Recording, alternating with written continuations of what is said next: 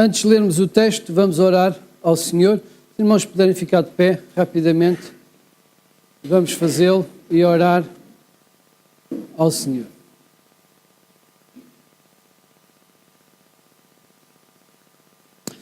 Senhor Deus, queremos ler a Tua palavra e queremos ouvir a Tua voz. E o clamamos em nome de Jesus Cristo. Amém. Podem se sentar.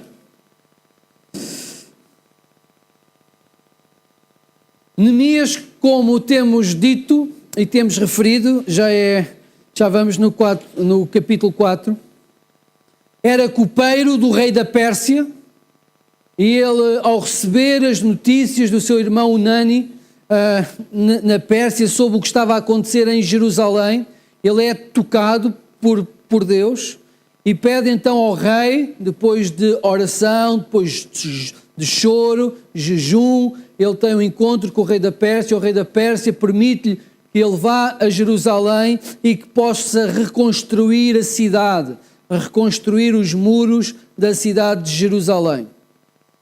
No capítulo 4, que vamos ler, nós vamos ver como reagem os inimigos do povo de Deus. Vamos ver o que é que acontece quando o povo se empenha a servir ao Senhor. O que é que acontece em termos de oposição? Será que há oposição? Será que não há? Como é que o adversário sente quando o povo de Deus está empenhado em trabalhar? Qual é a perspectiva de Satanás quando uma igreja se mobiliza para trabalhar? O que é que ele sente? Nós podemos ver isso neste capítulo 4. Então, o capítulo 4 fala-nos de uma perspectiva do serviço, ou de uma consequência natural de quem serve a Deus.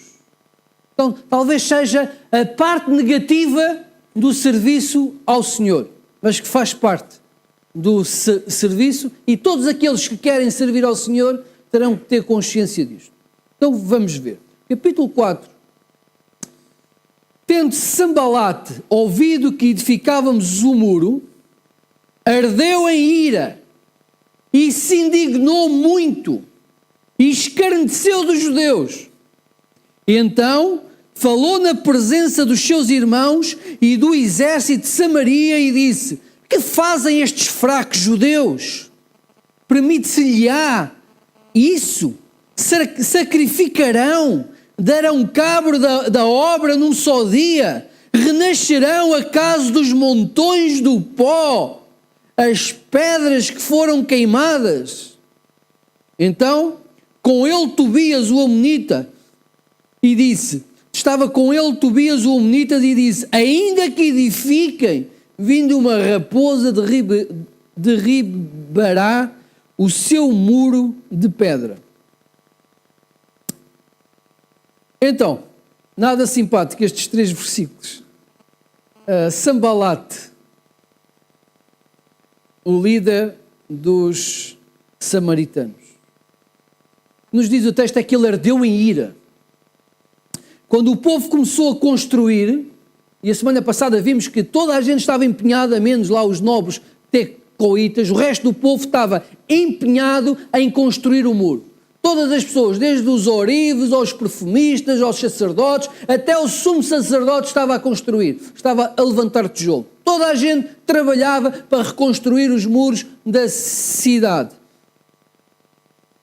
Quando Sambalate ouviu o que se estava a passar, quando ele compreendeu que o muro, de facto, de Jerusalém estava a ser elevado, quando viu toda aquela gente, todo o povo de Deus empenhado em trabalhar, o que nos diz o texto é que ele ardeu em ira.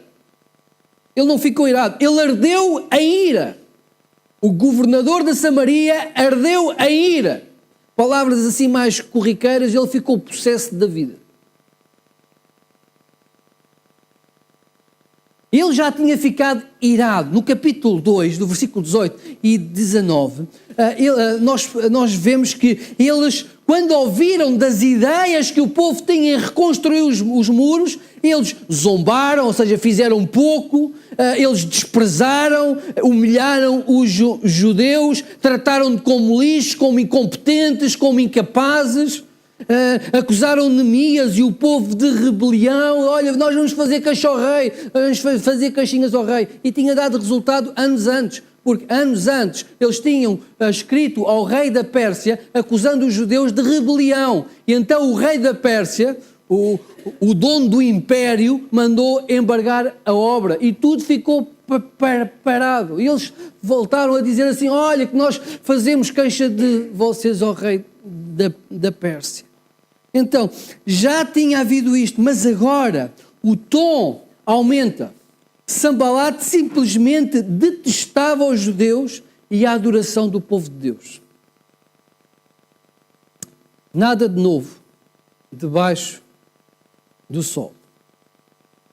Aquela obra, a construção do muro, ia contra a sua vontade, e quando ele viu que o povo estava a trabalhar, empenhado em levantar aqueles muros, ele sentiu-se humilhado, porque as suas ofensas, a sua influência não deu resultado. Como se Neemias, olhando para Deus, continuasse a fazer a obra e lhe passasse um atestado de irrelevância. Tipo, gostes ou não, queiras ou não, esta obra vai para a frente. E Sanbalate, o líder da oposição, reagiu com ira, ou seja, sentiu raiva de Neemias, sentiu ódio, sentiu indignação, frustração, e uma vontade tremenda entrou dentro dele de acabar com aquela obra. E definiu como um objetivo seu e do seu povo, dos seus amigos, destruir a obra dos judeus. Era um objetivo. Versículo 2, os irmãos vejam. Revela bem o desejo que estes homens tinham para os judeus. Então falou na presença dos seus irmãos, quer dizer, ele convocou uma assembleia, não sei se foi às 4h30, mas convocou... Só para dizer que os irmãos têm que estar às 4h30. Então, convocou a assembleia e disse aos seus irmãos que fazem estes fracos judeus. Vejam, permite-se-lhe-á isto ou isso, sacrificarão, darão cabo da obra num só dia. Vamos deixar que os judeus adorem ao Senhor Deus. O desejo que eles tinham é que o povo de Deus continuasse a viver miseravelmente, que fossem fracos, inoperantes, arrefecidos na sua adoração e destruídos. Esta é a vontade deles. Eles queriam que o povo de Deus continuasse a viver miseravelmente naquele caos, a cheirar a cinza. Esta é a vontade que os inimigos de Deus têm para o povo de Deus. É curioso. Esta raiva, este ódio, não é novo. E por detrás deste homem, nós não vemos, mas compreendemos pelas Escrituras e pela fé. Por trás deste homem, ou por trás deste grupo de inimigos, nós conseguimos ver a influência de Satanás. Certo? Paulo explica-nos isto muito bem. Paulo diz-nos assim, diz-nos que a nossa luta não é contra a carne. Nós vemos a influência de Satanás nisto. João 10 diz-nos o seguinte, que o inimigo é um ladrão destruidor. O ladrão vem somente para quê? Roubar, matar e destruir. Então, este é o desejo de Satanás. É roubar, matar e destruir. E era este o desejo que aquele povo tinha para os judeus. os cristãos muitas vezes são de extremos. Ou colocam as culpas todas em Satanás, e ele tem as costas largas, às vezes fazemos a asneira e dizemos que é Satanás. Então, ou coloca-se as culpas todas em Satanás, como se nós fôssemos vítimas de tudo e mais alguma coisa, ou então o outro extremo é viver a vida como se ele não existisse. E ele gosta disto.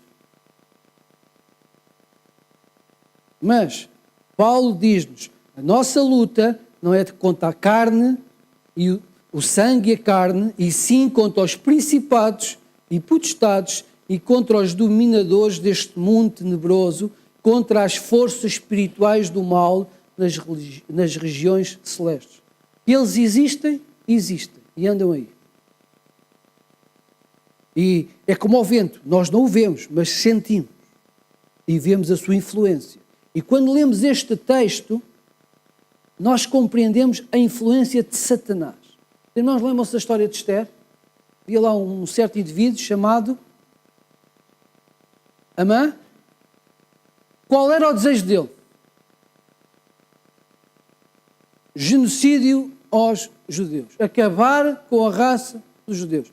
Nada de novo debaixo do sol.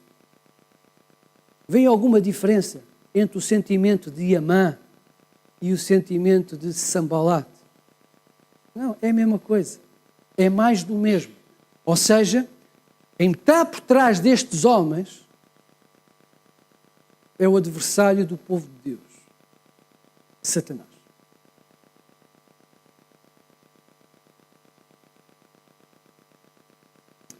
E Satanás tudo faz para destruir o povo de Deus. O objetivo é roubar, matar e destruir. Este é o desejo. Ele até consegue unir pessoas, mas unir pessoas no mesmo propósito de destruir a vontade de Deus. Vejam lá, versículo 3. Estava com ele Tobias, o amonita, e disse, ainda que edifiquem, vindo uma raposa derribará o seu muro de pedra. Vejam o versículo 7. Mas ouvindo Sambalat e Tobias, os arábios, os amonitas e os asdoditas, e a reparação dos muros de Jerusalém ia avante, e que já se começavam a fechar as brechas, ficaram sobremodo irados. Agora já era aqui uma confederação. Samaritanos, amonitas, asdoditas e arábios, unidos para destruir os judeus. Todos amigos, para impedir que os muros de Jerusalém pudessem se reerguer. Para impedirem que a missão do povo de Deus pudesse ser levada avante, pudesse ser conseguida. A missão de Israel, do povo de Deus, o Velho Testamento, era ser a montra do mundo, era revelar Deus aos povos. Esta era a missão. E o que eles estavam a impedir não era apenas que os muros fossem levantados, era que o testemunho do Deus fiel e verdadeiro pudesse ser visto na vida de um povo que o amava e adorava. Agora, como é que nós lidamos com a oposição? Como é que o povo de Deus deve lidar quando se vê confrontado com dificuldades, quando sente aquilo que nós chamamos luta espiritual? Como é que nós resolvemos isso? Versículo 4 a versículo 6. Então, o que é que Neemias fez? Ouve, ó nosso Deus, pois estamos sendo desprezados, e cai ao seu opróbrio sobre a cabeça deles, e faz que seja despojo numa terra de cativeiro. Nunca lhes encubras a iniquidade, e não se risque de diante de ti o seu pecado, pois te provocaram a ira na presença dos que edificavam. Esta oração chama-se oração imprecatória. Parece simplesmente que Neemias está a dizer assim, ó Senhor, vinga-nos, dá cabo deles, faz chover fogo do céu e queima-os a todos. Mas não é bem isto que ele está a dizer. O que Neemias está a fazer é pedir a justiça de Deus. A questão que aqui está em causa não é a vida dele. Ele podia estar na Pérsia, na corte, não é a vida dele que está em causa. Não é a vingança dele que está em causa. O que está em causa é a obra de Deus. E o que Neemias está a fazer é pedir que a justiça de Deus venha, é pedir a proteção de Deus, é pedir que os objetivos do inimigo, do povo de Deus, da obra de Deus, caiam por terra. A reconstrução dos muros não era um projeto de Neemias nem do povo. Antes de tudo, era um projeto do próprio Deus. O povo era apenas um instrumento de Deus na construção daqueles muros. Aqueles inimigos, aquela confederação, eles não estavam a ir apenas contra os judeus. Estavam a querer fazer oposição à vontade do Senhor, aos propósitos de Deus. Então Neemias, ele pede que a justiça do Senhor venha e que aquela oposição possa terminar.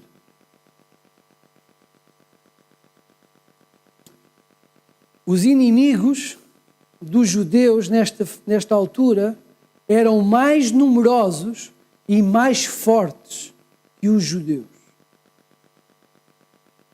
Neemias está perante a oposição, as ameaças. E ele está a ser apertado de todo lado. Eu creio que até é humano alguém em situações destas desmoralizar e ficar cansado e deixar de lutar. Elias, lembram-se? Tinha acabado de destruir os profetas de Baal, pensava que a vitória estava ganha, que já não tinha que se preocupar mais, entretanto recebe a ameaça de Jezabel e depois de ter lutado tanto, apesar da vitória grande, depois de ter lutado tanto, ele desanima, ele vai abaixo, ele quer se esconder, pede para si a morte e vai se esconder numa caverna, vai ficar sozinho, como se estivesse numa alta depressão. Porquê? Porque estava cansado. Estava a lutar muito, estava cansado, estava exausto. Eu quando olho para esta passagem, eu creio que Neemias, quando faz esta oração, é como se ele tivesse uma pedra de moinho, uma pedra de mó sobre ele, que o torturava. Quando estamos na linha da frente do trabalho de Deus, quando procuramos levar a nossa vida em obediência, quando consagramos os nossos dias ao nosso Deus, é natural que nós possamos sentir oposição. Luta espiritual, isto faz parte. Há um peso sobre a vida de quem quer ser fiel, muitas vezes. E às vezes esse peso assusta e traz desânimo e dá vontade de desistir e ter um pouco de descanso. Neemias está aqui a trabalhar arduamente, mas é como se ele estivesse na cabeça do touro. Ele luta. Mas ele luta não com as suas forças, mas com a força de Deus. Ele ora. Ele reconhece a sua incapacidade. A luta do povo de Deus está no Senhor. No reconhecimento que o Senhor é soberano, que o Senhor é capaz, que o Senhor vai agir. Quem está na linha da frente do trabalho de Deus, quem quer viver fielmente, muitas vezes tem que confiar na justiça de Deus sem a ver.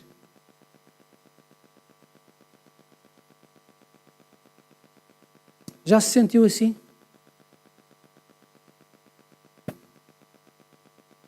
Já se sentiu assim? Como se uma grande pedra de moinho estivesse sobre si? Tá? Às vezes acontece. Quando nós servimos ao Senhor, nós temos de estar dispostos a isso.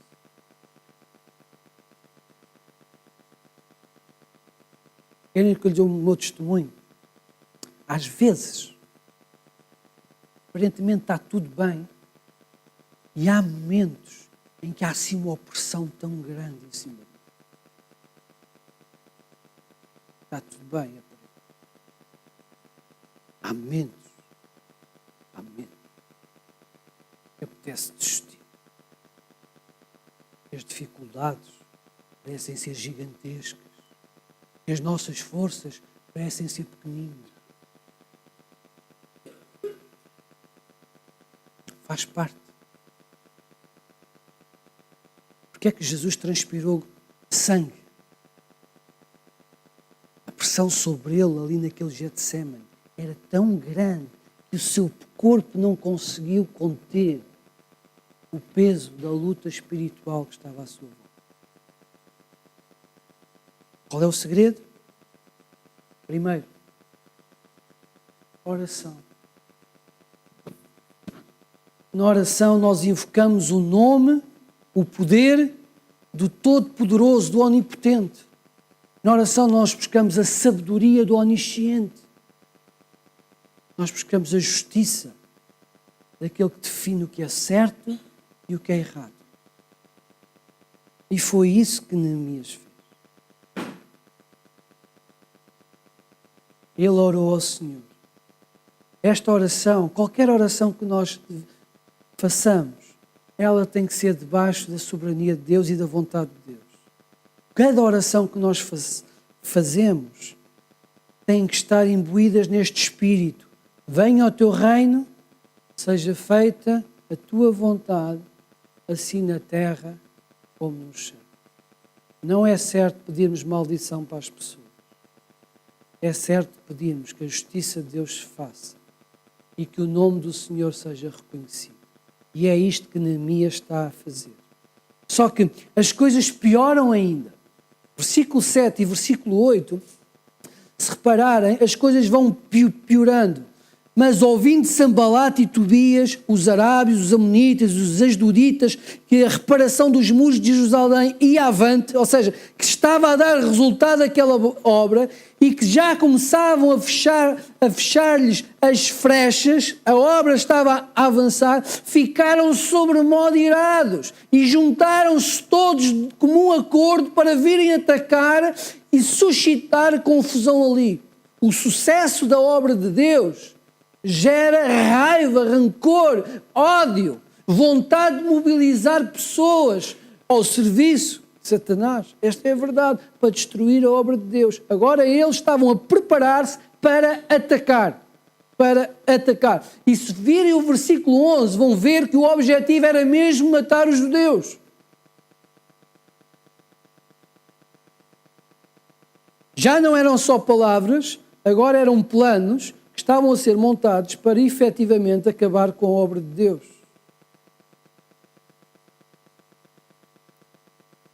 Versículo 9, como é que eles reagem? Porém, nós oramos ao nosso Deus. Esta é a resposta. Primeiro, eles oraram ao Senhor. Mas fizeram mais.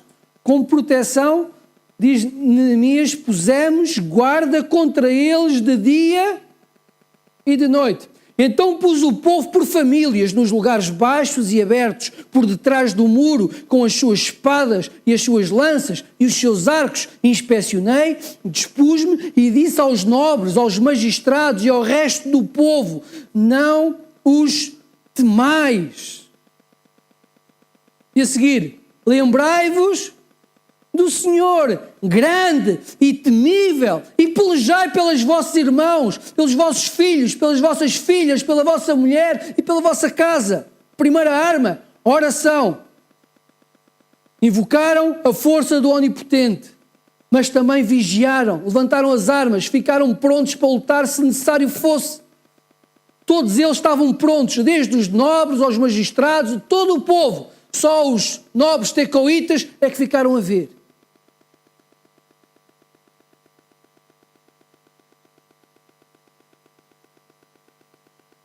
Mas a luta de Deus faz sempre na dependência de Deus. Lembrai-vos do grande e temível Deus.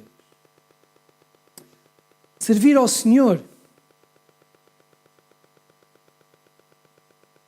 Não é fácil. Não é um part-time, não é tipo uma atividade extracurricular. Não é isto. Servir ao Senhor tem que ser feito arduamente. Os irmãos vejam o versículo 23. Nem eu, nem os meus irmãos, nem os meus moços, nem os homens da guarda que me seguiam, largávamos as nossas vestes, cada um se deitava com as armas à sua direita. O que é que isto nos mostra? Mostra-nos que hoje somos nós o povo de Deus. Os judeus espirituais, os israelitas espirituais. A missão da igreja é feita todos os dias.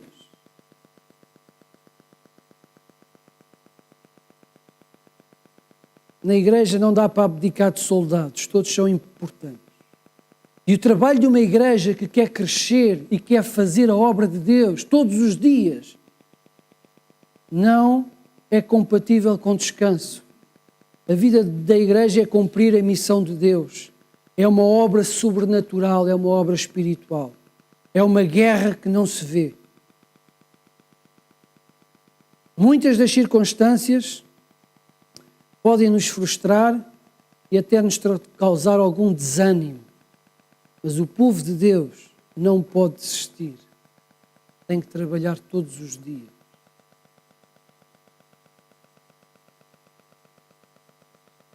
Quando olho para esta passagem, eu vejo Sanbalat como um peão nas mãos de Satanás. Mas sabem qual foi a maior ameaça? Não foi esta confederação. A maior ameaça está no versículo 10. Os irmãos querem ler? Versículo 10. O que é que acontece? Eles estão a ser oprimidos, eles estão a sofrer ameaças, há boatos que chegam ao povo de Deus e no versículo 10 nós vemos aqui um problema sério. Então disse Judá: já desfaleceram as forças dos carregadores e os escombros são muitos, de maneira que não podemos edificar o muro. O mais grave nesta passagem era o desânimo destes homens. Eles estavam a ficar cansados, eles estavam exaustos e a vontade que tinham era desistir.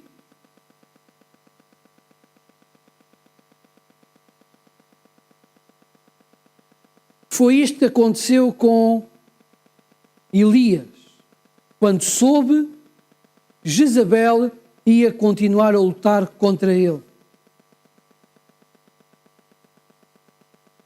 Mas o Senhor mandou um anjo e diz: olha, come, levanta-te, continua a caminhar, porque eu tenho missão para ti. Ainda não acabou. Não foi isto?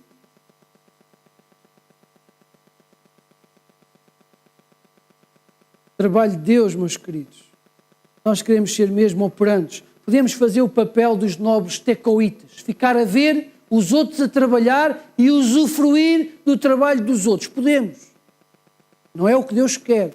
Mas há muita gente que opta ser um nobre tecoíta. Ou seja, vem, assiste, recebe e pronto. E dá glórias a Deus. Mas no trabalho de Deus, a igreja é chamada, todos somos sacerdotes. Todos somos sacerdotes. E todos devemos trabalhar. Nem todos temos cargos, mas todos trabalhamos na obra do Senhor Deus. E todos devemos edificar a igreja de Cristo. E se pertencemos a esta igreja, todos nós somos importantes nisto. Desde a criança ao mais idoso. Nós aprendemos nesta passagem é que muitas vezes servir ao Senhor implica dormir com a espada e vestido e poucas horas para estar vigilante do que contra as investidas do inimigo. É isto. Não é à toa que Neemias escreve este capítulo. Ele quer que o povo compreenda de facto quais são os custos de servir ao Senhor Deus.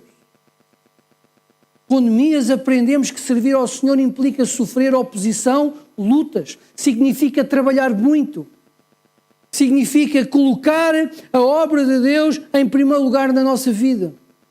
Ele coloca o Senhor em primeiro. Com Neemias aprendemos a enfrentar as dificuldades e lutar espiritualmente. Aprendemos a entregar as nossas dificuldades ao Senhor, os nossos inimigos, as nossas dúvidas, os nossos problemas, aquilo que nos assusta e depender que Deus é bom, justo e fiel.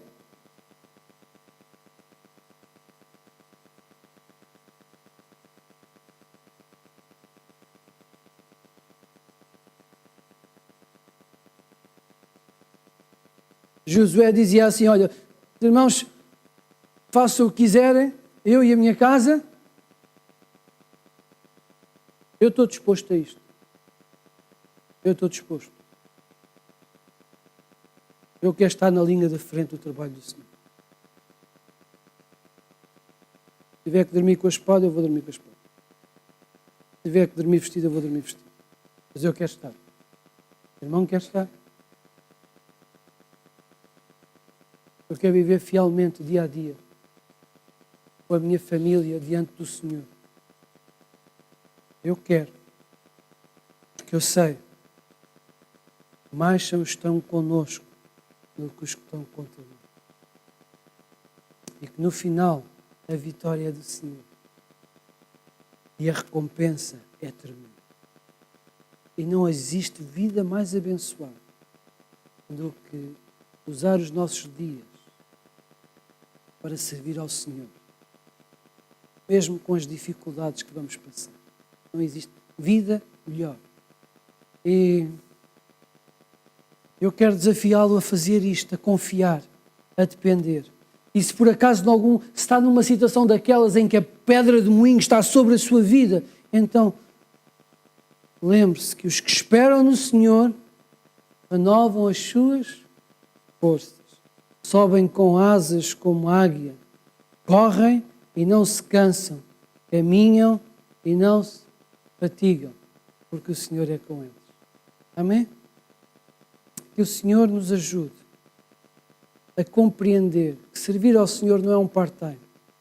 Servir ao Senhor é uma missão espiritual. Seja o que for. Seja o que for. E sempre que quisermos ser fiéis, teremos as nossas dificuldades.